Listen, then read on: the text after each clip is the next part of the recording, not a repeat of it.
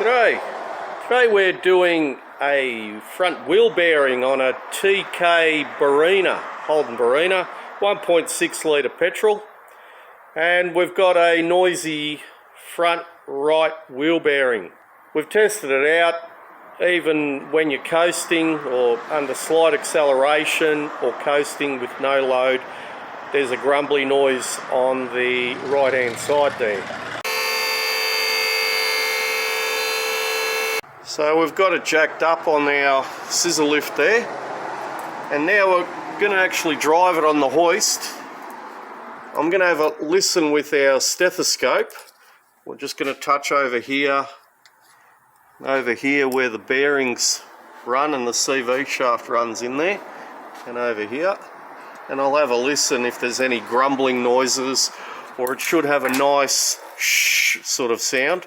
If you don't have a stethoscope, some people just put a long screwdriver and put their ear to the screwdriver. Rightio, start her up. Starting.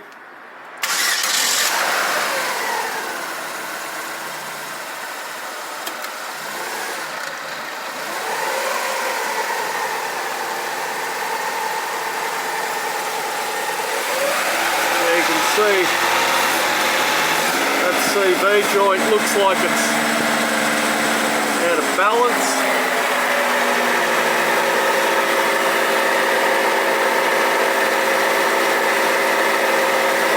Doesn't look too bad, but this one's right out of whack.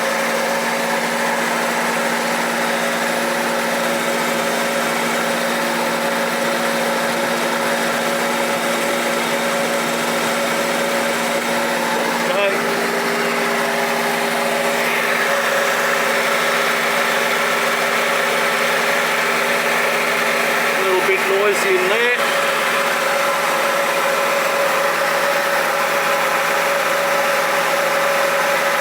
Noisy in there. Oh, that wheel bearing's pretty noisy.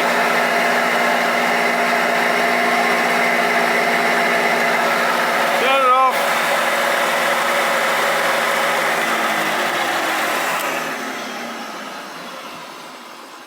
So it looks like this CV's either worn too much in there and causing that vibration, or they've hit the shaft on something and bent it. That wheel bearing there looks okay.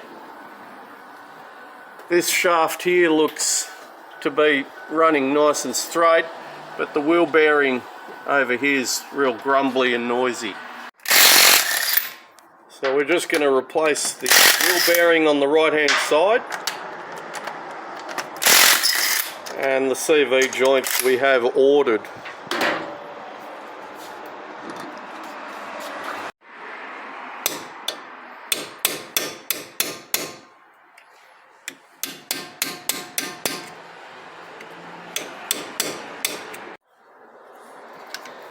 Remove the caliper, 2 bolts. So we just make sure that the impact driver's undoing. Push it in and give it a sharp tap with a mallet.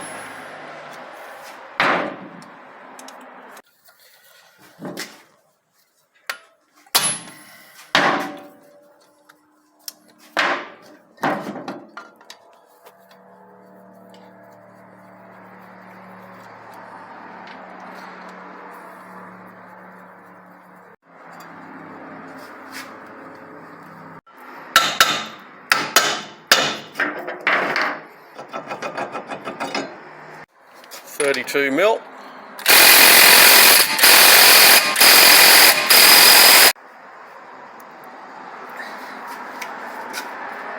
On there pretty tight. There we go.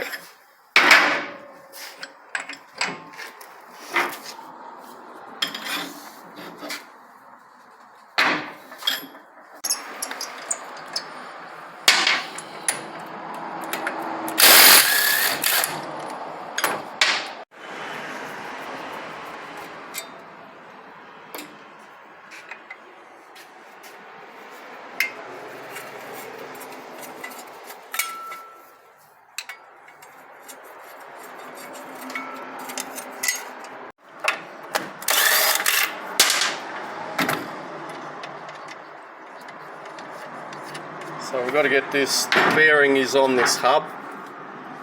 We flip the nut over because if you hit it on there, what happens is you damage that little plastic bit, the locking part on there.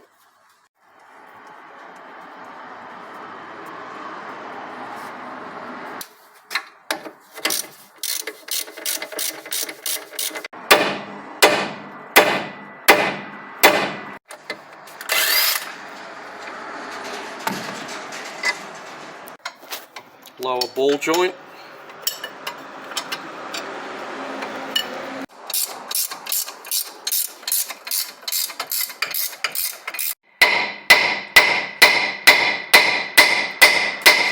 Sometimes giving it a tap like that will loosen it. There we go.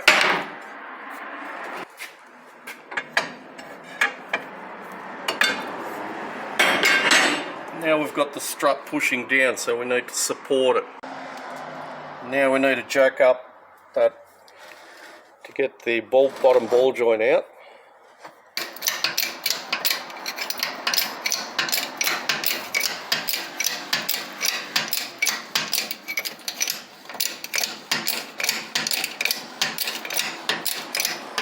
Just give that a little bit of a tap, it's probably stuck on there.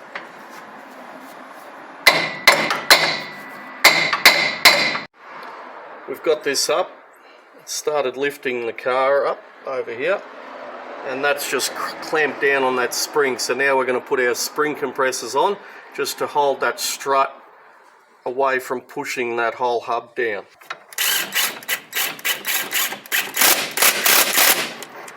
So the lower ball joint's all loose. We're still sitting on our stand. Very dangerous if you're doing this sort of work. You want to make sure that the vehicle is fully supported. And now we've got the spring compressed. We can take these two bolts off the strut there.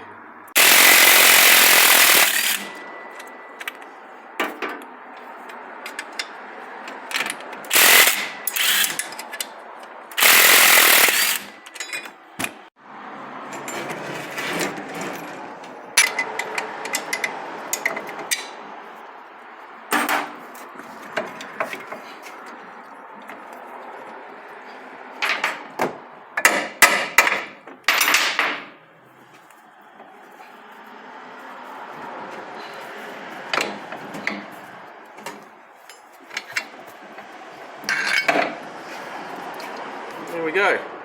There's a bearing we've got to replace in there on that little hub.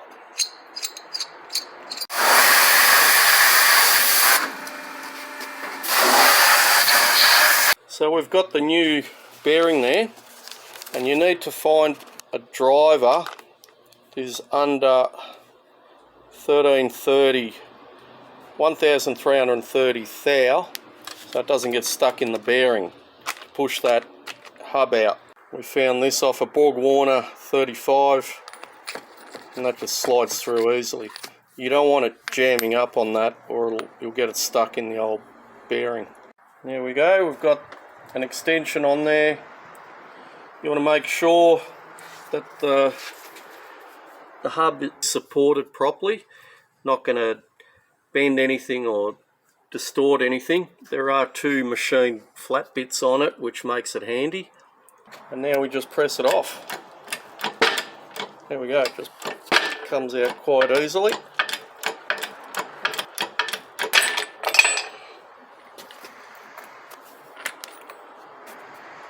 And it actually broke that bearing. So now we can tap all that out. In here, I think there is a circlip that holds that bearing in there. We need to remove that before we can pull that bearing out. Make sure you got your goggles on and you pull that circlip out. You might need to tap it with a screwdriver just to loosen it in that groove, especially when we've been pressing it out that way.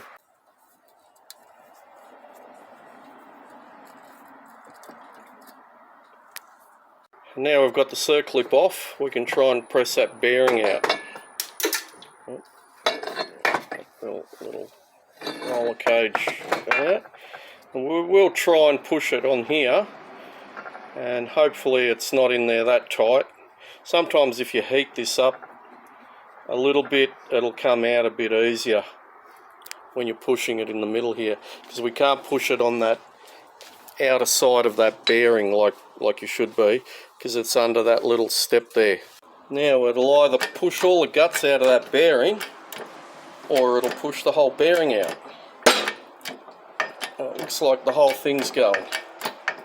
Just lift that container up, that's going to drop in a minute. Yeah, it'll drop.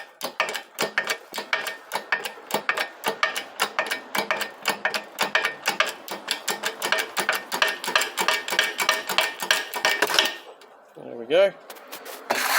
Bearing's out. Can't see it, there it is there.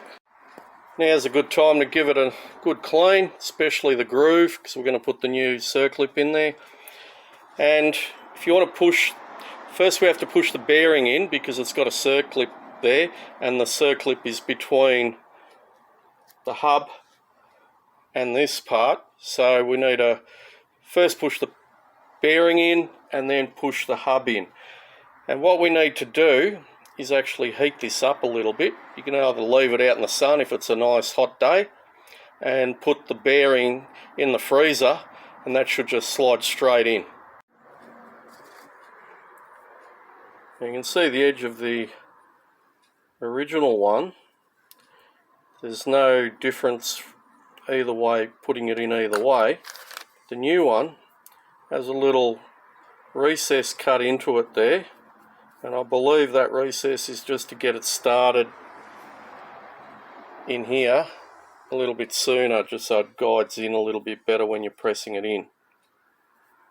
So we'll put the bearing in the freezer, and we'll put this out in the sun, and then we'll get the heat gun on it a little bit, and that should just drop straight in. While that's warming in the sun and the other bearing's cooling in the freezer, we're going to take the rest of this bearing off here. We do that with our bearing puller. Hopefully there's enough underneath that dust cover there to grab it. If not, there's a little groove in there. We can try and put a smaller bearing puller on it, pull it off. If that all fails, what you can do is just put a grinding mark on it and just give it a bash with the hammer. Sometimes it'll just cause it to crack, and then it'll slide off easier. Looks like it's going.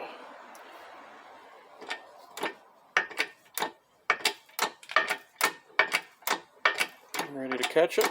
Yeah.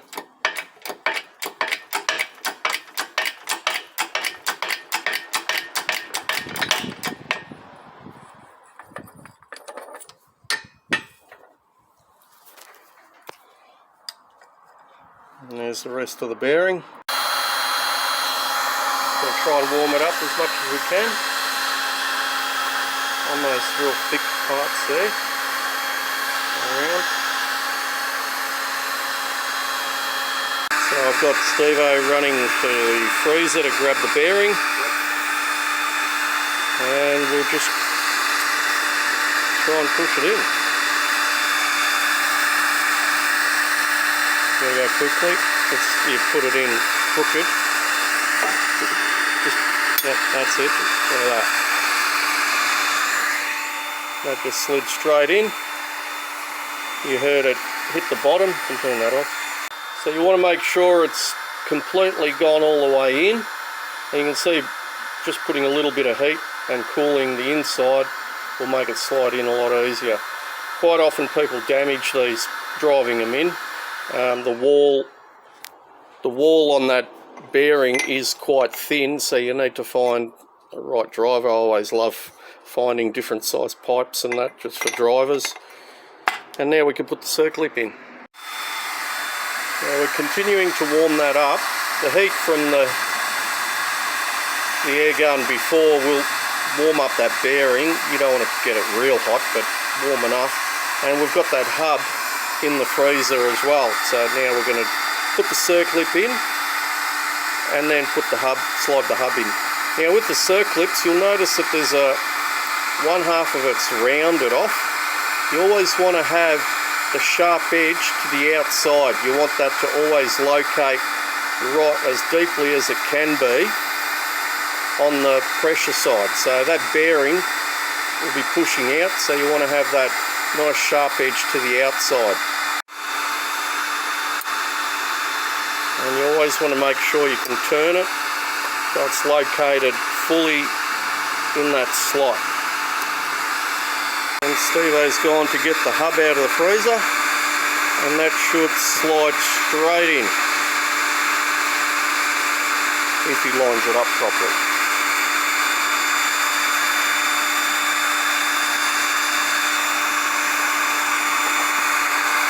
Give it a bit of a tap on top, the hammer.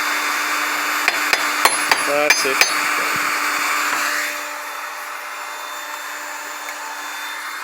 There we go. One bearing installed. As that cools down, that'll grip, and also when you put it together, there's a nut that holds it on the CV shaft anyway. Cool down a bit so we can handle it. Little bit of grease on the splines, and we can put it back together.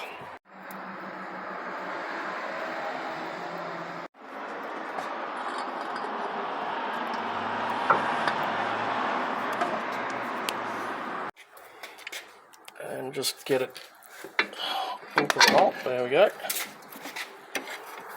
Now we've got to align these bolts. We're going to put the bolts facing backwards.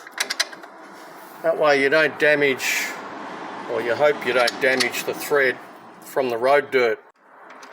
Tie rod end on.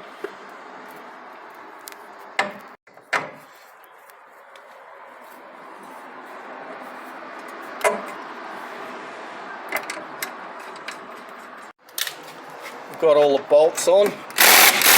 Take the springs off. Hang on. Now, important to find the end of the spring. It'll locate in this little bit here. One little thing I used to do, but I forgot on this one, is just mark it with a little bit of liquid paper, and that way you don't need to line it up there. You can just line up the liquid paper mark.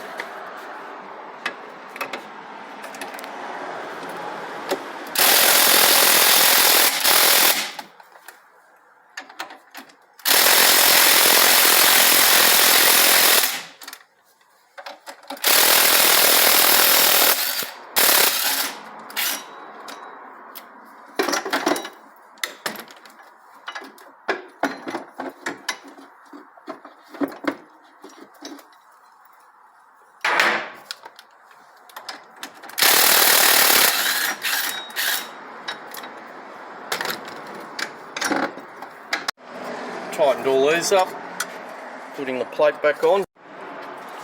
So we've tightened up tie rod end, bottom ball joint, the two bolts, nut and bolts that hold the strut, the little stone shield. Good idea to double check your work, especially if you're not familiar with these sort of jobs. And we align the two holes, because we had on these, they have a little bolt in there that holds it.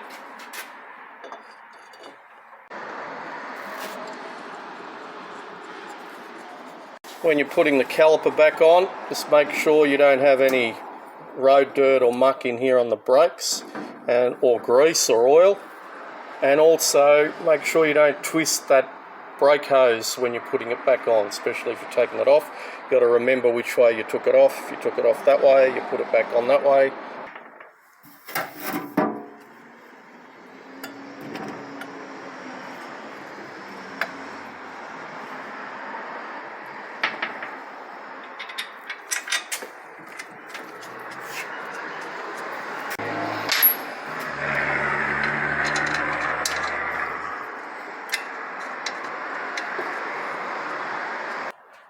Now we're going to put the nut on, and you want to put a little bit of anti-seize on this side, just where that nut tightens onto. You don't want this seizing up, and also the anti-seize will allow you to tighten it a little bit harder than if it goes on dry. And of course, when we get the wheel back down, we'll just tighten that up, and then we'll lock like the old one was. We're going to put the new one on. And you can also get your assistant to put their foot on the brake really hard and just tighten that right up. Ideally, you want to tighten it, go for a bit of a drive, left, right, over a few bumps, come back and then just retension it before you lock it. One other thing to take note of, when you're locking it, it's sort of pointless locking it on that side because the nut undoes anti-clockwise. So you want to have that sharp edge hitting that step there. Anyway, hope that helps. Don't forget to like and subscribe. Any comments or suggestions, leave them in the section below. And don't forget to throw us a beer if any of this information has saved you a few dollars. Thank you for watching.